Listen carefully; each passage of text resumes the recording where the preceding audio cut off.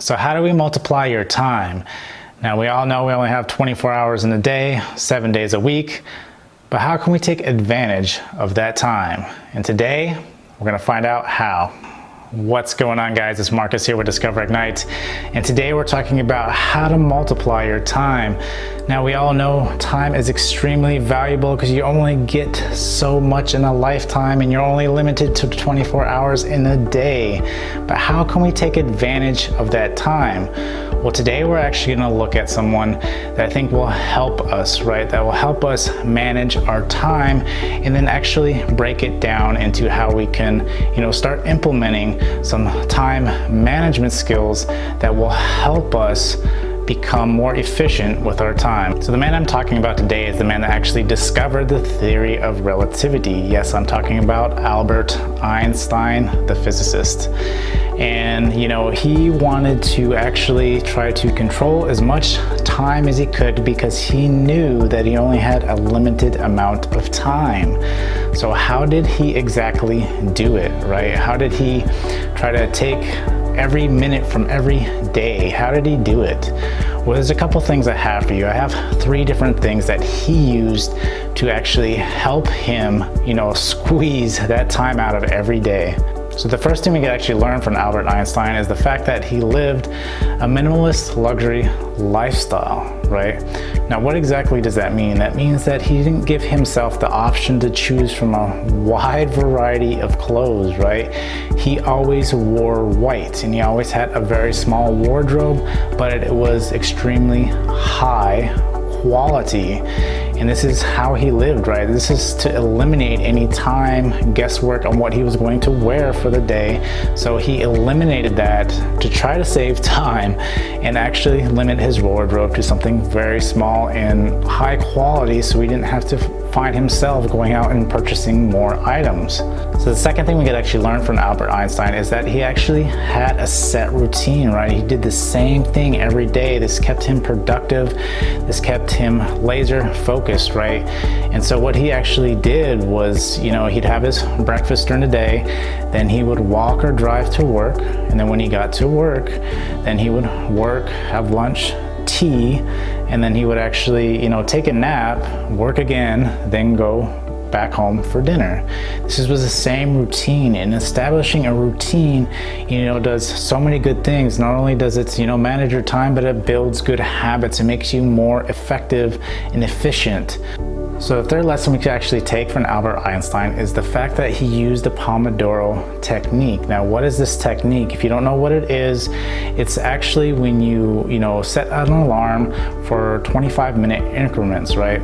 And during that 25 minutes, you are extremely laser focused on whatever it is you're trying to accomplish, right? You eliminate all distractions and you work solid on that one thing that you're trying to complete, right? So you work on that 25 minutes, and then you should have an alarm that goes off after 25 minutes. You get up, you take a break for 5 minutes, right? You try to, completely clear your mind because your mind always likes to wander, so let it wander for that 5 minutes. Then you get back and do another 25 minutes. Now you can do, multiple Pomodoros, throughout your work sessions to try to make sure you are most effective with your time. So now that we've looked at some of Albert Einstein's hacks for saving time and being more productive, how can we implement that, right? How can we establish that routine to, help us take advantage of the time that we have?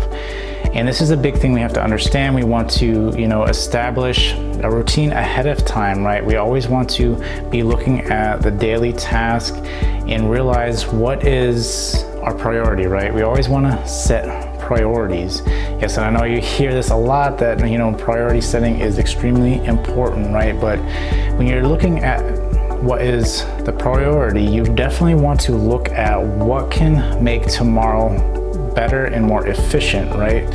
Is there any task you can do today that can help tomorrow? And those are the kinds of things you want to prioritize first. Now, this may not seem like it makes a lot of sense right now, but it is what we want to focus on, right? We want to focus on those tasks that can help us be more productive and help us establish a solid work routine, right?